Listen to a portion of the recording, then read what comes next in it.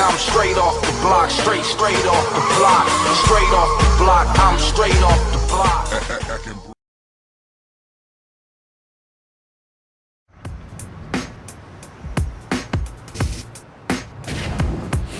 Pasadena, California, Halloween, 1993. A set of the Bloods were on a mission. Earlier that day, one of their own had been gunned down in a local housing project. A fellow gang member witnessed the shooting. He said the killers were the Bloods' arch rivals, the Crips. In the world of the Bloods, that meant only one thing. You didn't think there was going to be a retaliation. You expected a retaliation. These guys were no nonsense. You know, you do one of us, we're going to do you. They mounted up, got in their cars, called up all their homies, and went out hunting.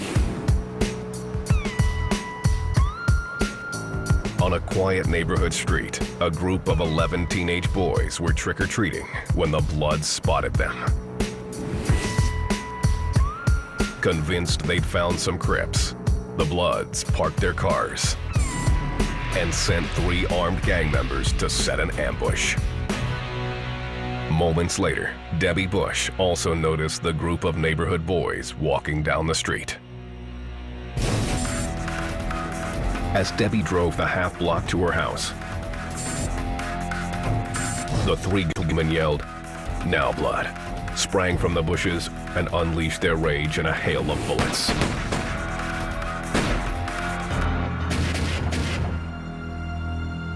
Before I could get out of the car, I heard the first series of shots, maybe 8 to 10 shots.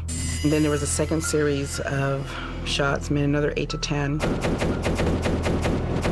Over 30 shots were fired into the group of unsuspecting trick-or-treaters. I think they were so angry that they were looking and they found what they thought they needed.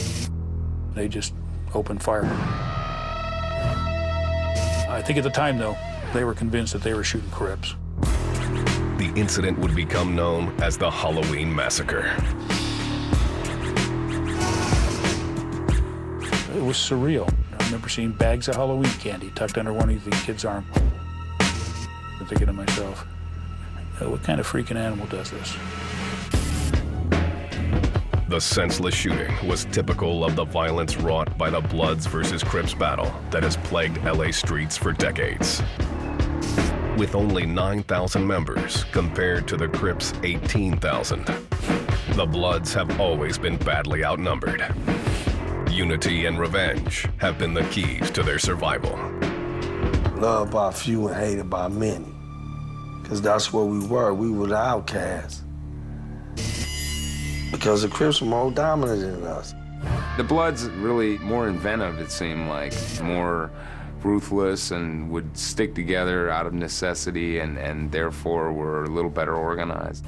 Being an LA Blood is definitely an underdog. Had to be a true soldier. The battle reaches throughout LA.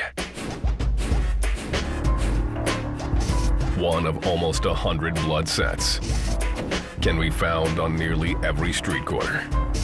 The city of LA is approximately 4 million people. It's 26 miles long, and you have Blood gang members in almost every sector of this city. Baby Stutterbox was a soldier in the Bloods Army for over a decade. We Crip killing Bloods.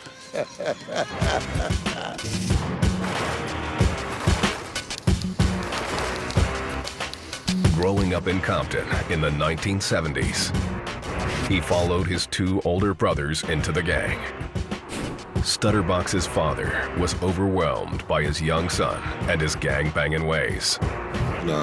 Wasn't doing right at home, and he says, I can't deal with you. You know, you're gang active, you're doing things that a 11-year-old shouldn't be doing, so I gotta get you out of here. Stutterbox was sent to live with his sister in South Central. At the age of 12, he hooked up with some other boys in the neighborhood and started a new Blood set to combat the Crips. We consider ourselves as gangsters. We feel that a gang is a group of people that's doing things together. you know, just silly things together. But a gangster, he's protecting his turf. He's part-time hustling. If you with me, I'm responsible for you, homie. Believe that. No matter what neighborhood they were in, the Bloods were about sticking together. And there's no way you should be turning your back on another Blood. We all Bloods. Now what? And we getting down for the cause. We defended each other, you know, we backed each other, you know, we'll stand up and die for each other. And that's what's unique about the Bloods. He shot me in 86. Fighting the cause left Stutterbox with permanent battle scars. I shot right here in the back and went to my stomach.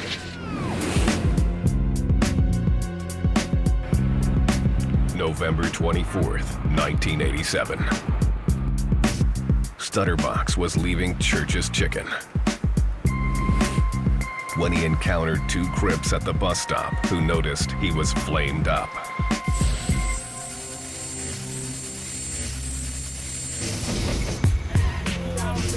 The two men started grilling Stutterbox about where he was from. I said, man, I'm a grown man. Don't question me. You got a problem, we can deal with it. So he said he ain't got no problem. Stutterbox turned his back and walked away. Seconds later, one of the Crips was behind him. I turned to my right, and I seen a gun pointed at my forehead. Shot me right below my temple right here, and the bullet came on my right eye. Stutterbox was just one of the many Bloods fighting the war for the streets. Don't reach. Look up behind you. Say, hustle down, Earl. For former Blood, Mr. Calicoat, gangbanging was about protecting his homies from their rivals.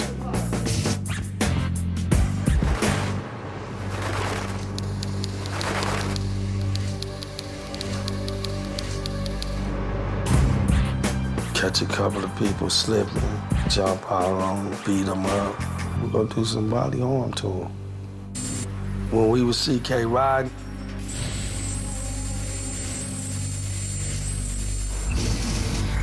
and the Crips was doing their thing, it was on and popping. Calicoat has 3 bullets lodged in his body. One lodged under my tongue, one on my spine, and one on my shoulder.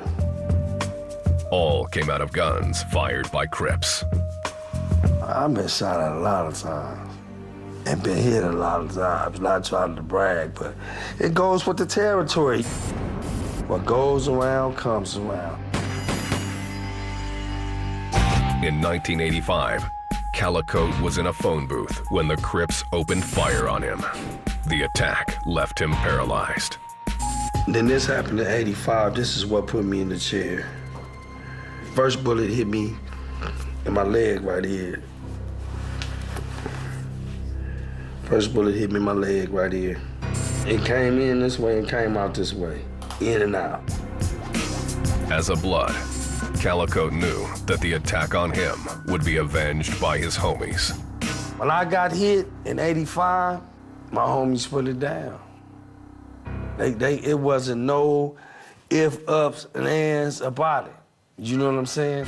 When I lost my legs, they wouldn't handle their business. I didn't have to do nothing. If a gang is a victim of a violent crime, and if they don't retaliate, you know, it's like anything else, word gets out on the street, and the next thing you know, all your rivals are coming in here and attacking you. You have to, you know, attack back. The Blood's history is steeped in this kind of retaliation. It's a form of street warfare that goes back 35 years.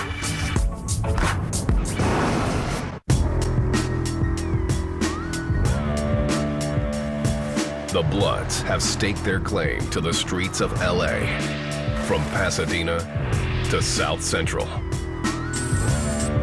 But the gang would not have existed if not for their arch rivals, the Crips.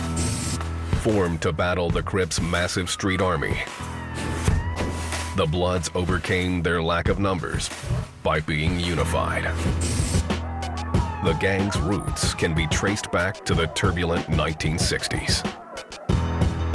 In 1972, Sylvester Puddin Scott, a student at Centennial High School, decided to strike back against the Crips.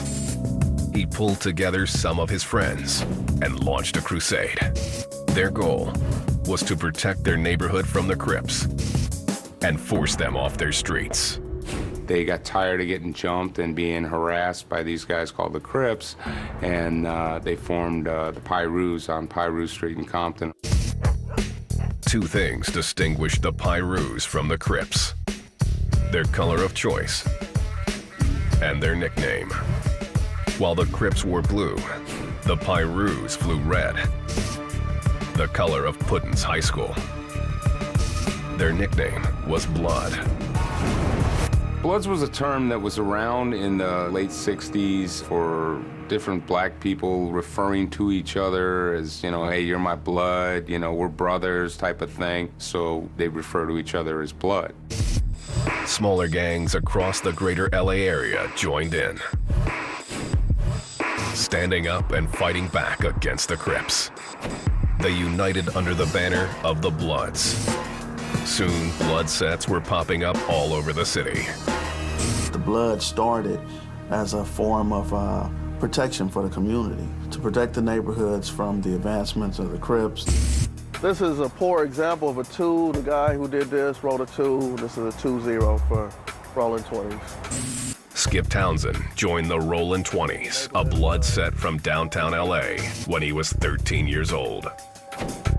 I wasn't actually put on to Blood Gang. The Crips put me on Bloods when I had to fight them to get home, when I had to fight them in school, when I wanted to go to the movies, and they didn't want our communities in the movie theater. That's what put me on Bloods, the challenges I faced by the Crips. Townsend and other Bloods had something the Crips didn't: unity.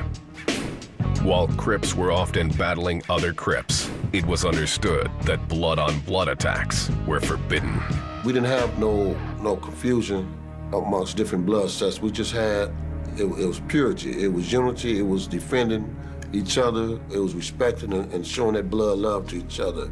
This man, known as Kumasi, has lived in the gang-infested neighborhoods of LA since the 1950s.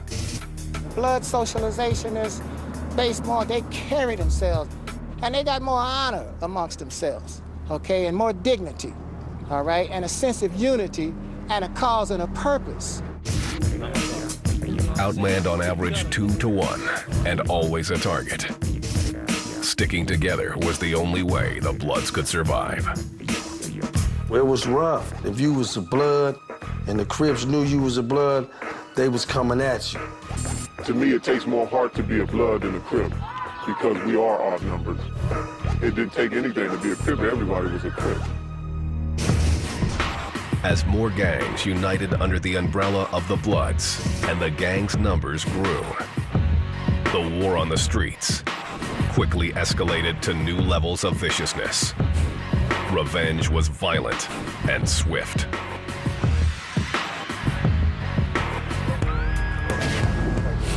South Central, 1984. Blood Keith Tyrone Fudge, a.k.a. Ace Capone, was sitting in his car with 2 of his homies when a couple of Crips drove up. One of the Crips pulled a gun and stole Capone's car. Capone vowed to get even.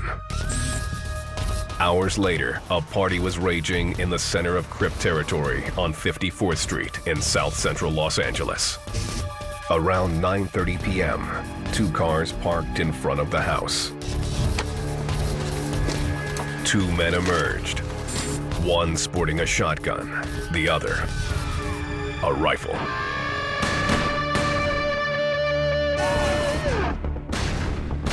In a hail of bullets, 5 people were left dead, including 2 Crips and a 13-year-old girl.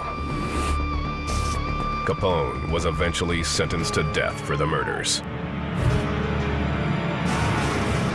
The attack, known as the 54th Street Massacre, was part of a new style of gang warfare that sprang up in the 1980s. Toting guns and spree killing became the norm. die is do or die. The Bloods embraced the new style of combat wholeheartedly. The 54th Street massacre, I don't think, was either unique or uncommon amongst the blood gangs at the time. We would come up to scenes like that all the time, and you'd have 6, 7, 8 victims laying there. The escalating war was due in part to a business opportunity. It's real.